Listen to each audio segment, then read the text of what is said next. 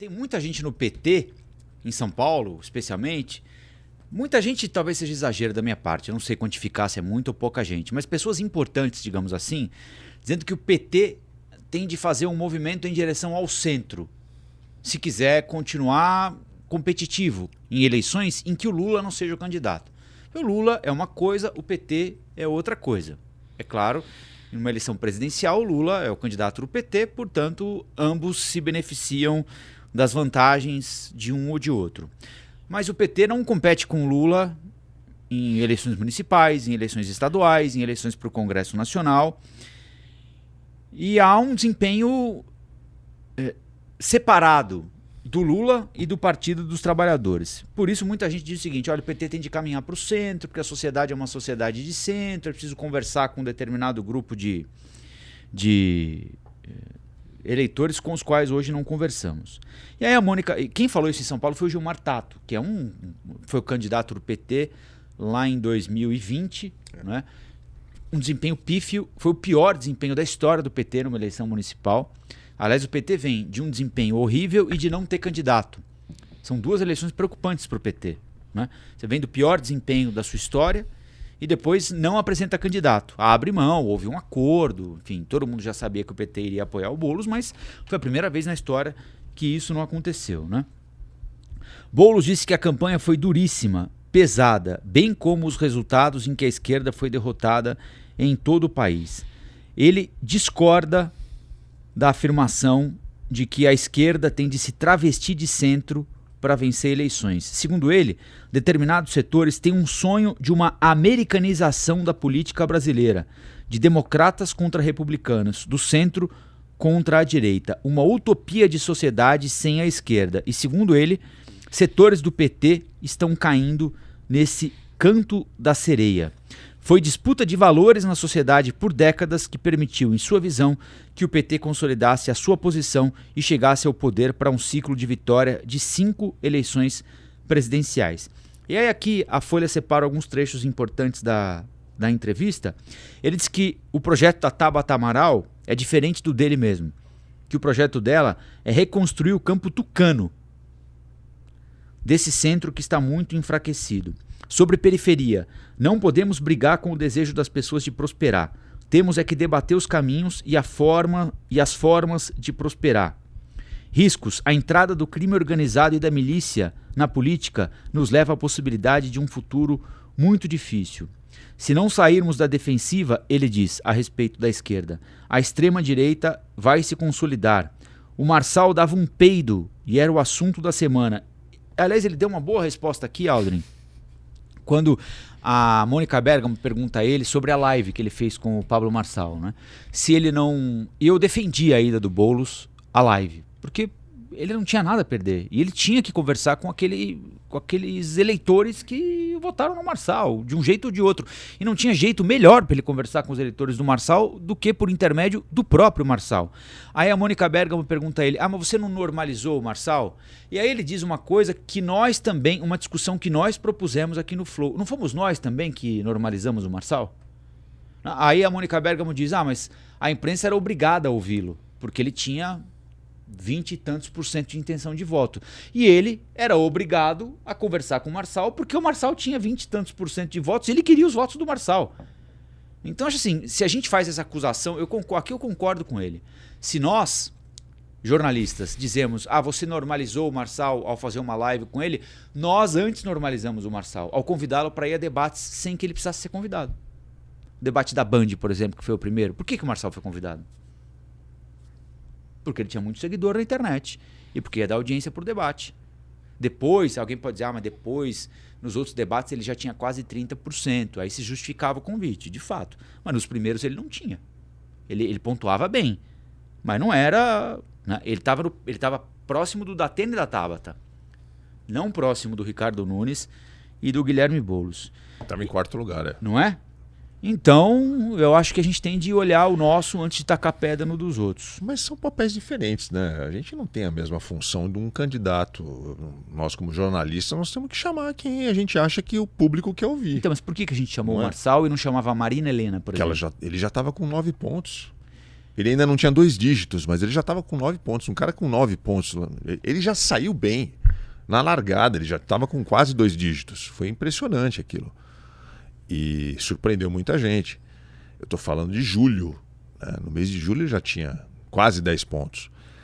E como jornalista, a gente não vai chamar um cara que tem 9% das intenções de voto? É gente pra caramba querendo votar nesse cara. Quem é esse cara? Precisa Então, mas apresentar. aí você acha justo a gente acusá-lo de normalizar o Marçal para participar de... A gente, quando eu digo, não estou dizendo eu, você... Você não teve essa sensação quando você assistiu a live do Boulos e do Marçal? A maneira como o Boulos tratou o Marçal na live? Cara, mas assim, era uma eleição, era uma live... Ele não tava lá para discutir a vida com o Marçal. Não entendeu? tava. E ele, concordo com você, também não tinha nada a perder. E ele não foi, Véspera da ele não foi eleição. concordar com o Marçal enfim, na construção do teleférico, entendeu? No prédio mais alto de São Paulo. Se ele entrasse nessa, não, vou botar teleférico na Fernão Dias, ligando a Anhanguera, vou construir um prédio de 1 quilômetro de altura. Aí você fala, pô, mas aí não, né? Agora, ele sai de uma eleição em desvantagem. O terceiro colocado oferece a ele essa possibilidade de ele conversar com o eleitor com quem ele que o rejeita, com quem ele não conversa. O canal E é aí, aquele. Ele não vai porque ele é puro? Não, é assim, Sei, eu acho... a comunicação ela tem muitas nuances, né? Tem coisas que a gente que produz comunicação, a gente que trabalha com comunicação, a gente sabe disso. Às vezes uma vírgula, uma palavra mal empregada, ela passa toda uma impressão, ela muda todo um clima, né, naquilo que a gente está produzindo.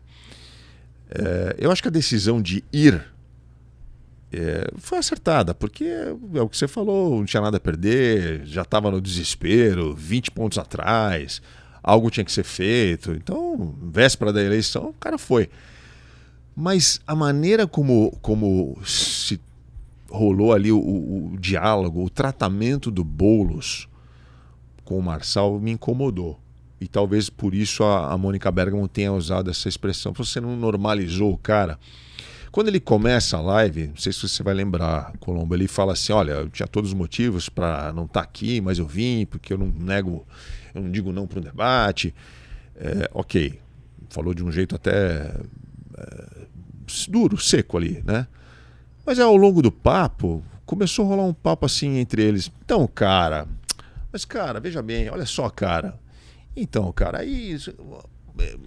Mas eu acho que é pareceu inerente ao papo na internet. Mas pareceu uma coisa meio forçada ali Sim, pode ser. Criar uma aproximação, uma simpatia. Porque acho que ele estava querendo tanto agradar o público do Marçal que para isso ele agradou o Marçal, entendeu? Eu achei isso meio... Putz...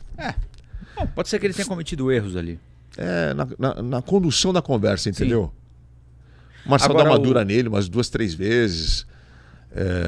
Diz que o Boulos começou a fazer uma crítica mais dura. Não, Boulos, não vamos baixar o nível aqui. Não tinha nada de baixar o nível ali. E o Boulos ficou quieto, acatou a ordem. Sabe? No final das contas, pareceu assim, o Marçal deu ordens comandou o show, o Boulos deu umas respostas ali. Como sempre, ele responde muito bem. Mas não deu resultado nenhum, né, na verdade. Acho que ele não conquistou os eleitores do Marçal. Ele não conquistou o próprio Marçal, que termina a live dizendo que não ia votar no Boulos de jeito nenhum. Então, foi um tiro na água. Agora, sobre isso que ele diz aqui, que existe um sonho de uma sociedade sem a esquerda, uma sociedade como é a sociedade dos Estados Unidos, em que haveriam 2 campos disputando o poder, centro e direita. Enfim, eu não vou me meter a fazer esse tipo de raciocínio aqui, porque eu não sou cientista político, mas acho que tem um negócio aqui que é o seguinte, vamos partir do princípio de que ele esteja correto, de que a esquerda não tende necessariamente ir definitivamente para o centro, não que ela não possa buscar o centro para compor um processo eleitoral ou administração, mas a esquerda precisa apresentar propostas para o mundo real. Sim. Disso eu acho que uma parte importante da sociedade se ressente, né? E aí de novo a gente vai voltar para determinados temas. E um que o Marçal trouxe e o Boulos admitiu que não tinha proposta para aquilo, o tema do empreendedorismo, né? A forma como a esquerda lida com as relações de trabalho. Hoje, assim, eu entendo que políticos de esquerda tenham a seguinte... E acho que cada um tem o seu raciocínio. Não, você está protegido se você for CLT. Então tudo tem de estar coberto pela CLT. E tem gente que não quer e que não se sente protegido. Ah, mas você não vai ter aposentadoria. Ah, mas você...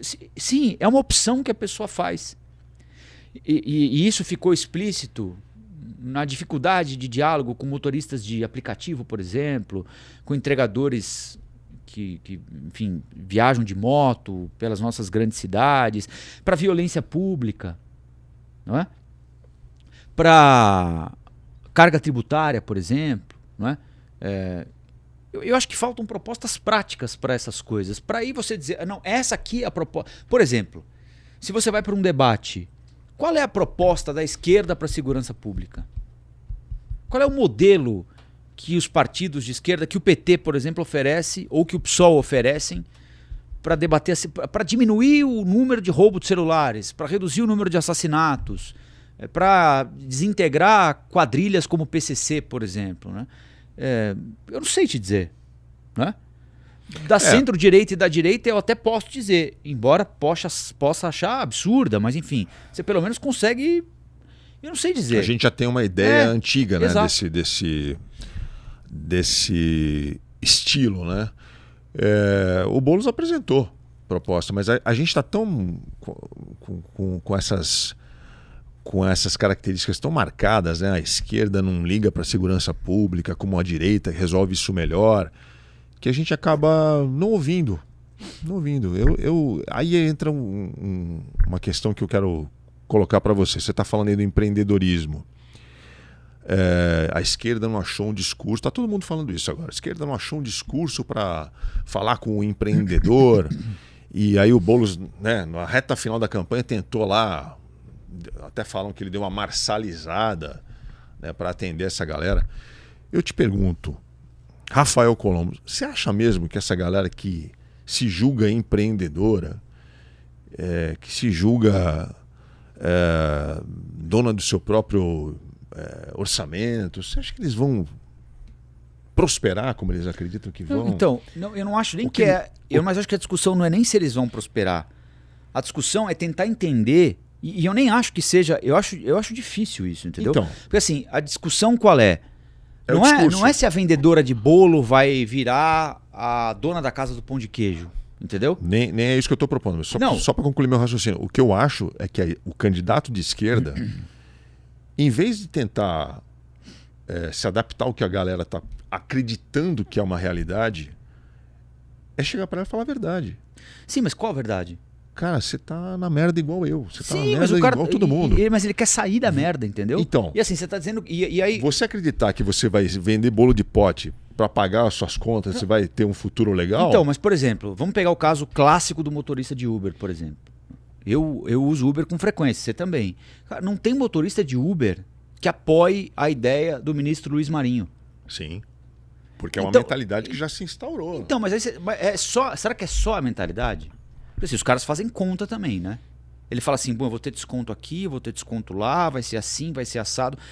Eu acho que é uma discussão muito doida e muito profunda, mas assim, por que essas pessoas... Primeiro, para mim, um raciocínio raso aqui, mas para mim, a premissa é, por que é que tanta gente acredita hoje que o Estado atrapalha? Tudo. O Estado atrapalha. Não, o Estado só me atrapalha. Eu acho que tem uma parte de discurso comprado, né? E tem uma parte decepção, que é a sensação das pessoas, decepção pura. Desde a árvore que não é podada, que ele pediu na prefeitura 48 vezes, ao ônibus que não passa no horário, ao filho que não tem vaga na creche, ao exame que a pessoa demora um ano e não consegue fazer. Isso vai criando ao celular roubado uma vez por mês, né? Ao emprego que ela não consegue encontrar. Isso vai somando uma série de frustrações para a pessoa que ela de fato... Aí chega alguém com um discurso mais oportunista e diz, mas tá vendo? Não adianta você ficar esperando um mês, um ano o SUS para fazer uma tomografia. Você vai morrer. Você vai morrer. Então a saída é tal, a saída é privatizar, a saída aí alguém oferece uma saída. Você pagar o seu plano de saúde, aí o cara só consegue pagar aquele mais baratinho, que também é uma porcaria, muitas vezes pior que o SUS. Só que aí você também não pode chegar com o argumento de que não, mas o que vale é... Porque a pessoa fala assim, porra, mas eu esperei 1 ano para fazer o exame, como é que você vai me falar que funciona? Eu fui assaltado 4 vezes no último ano, levaram meu celular que eu estava pagando a prestação. Eu espero o ônibus todo dia, 4 horas da manhã, ele passa lotado, quando passa, não passa no horário.